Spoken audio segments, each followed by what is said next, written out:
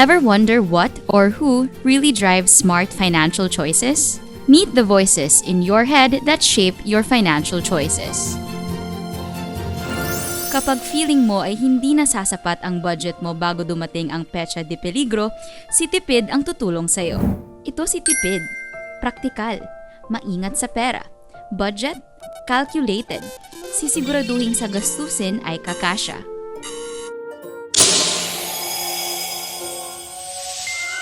Ops, sino naman itong sisira sa diskarte ni Tipid?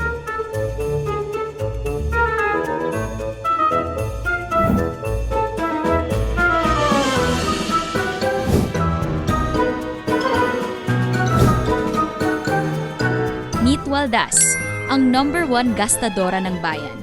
Budget, we don't know her. Basta may gusto, swipe lang ng swipe. Deserve mo yan.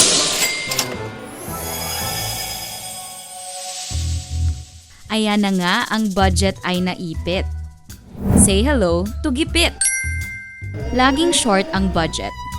Kaya naman sa utang kumakapit to make ends meet.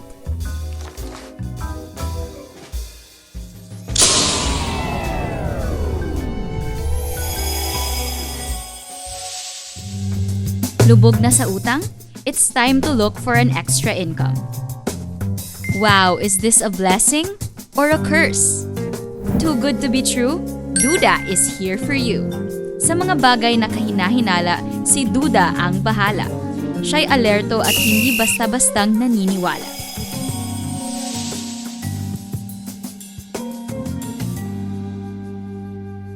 Sandali, parang may mali.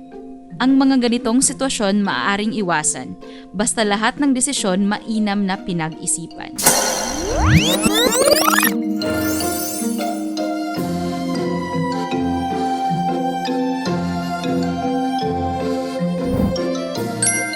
Sa pagtitipid, magtabi rin para sa savings, emergency funds at investments para may mapala namang ginhawa sa kinabukasan.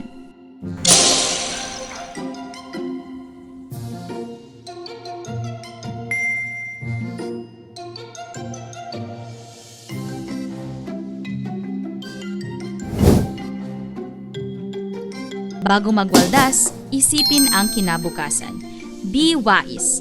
Huwag magpadalos-dalos sa paggastos. Iwasan ang tukso at maging disiplinado.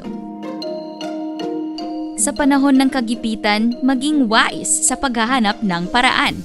Bago mangutang, pag-isipang mabuti kung kailangan at kung may kakayahang magbayad. At syempre, tiyaking legal ang uutangan at maging responsable sa pagbabayad.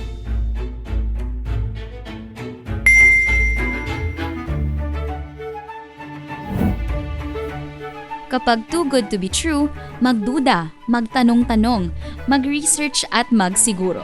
Bago mag-invest, check with Seth.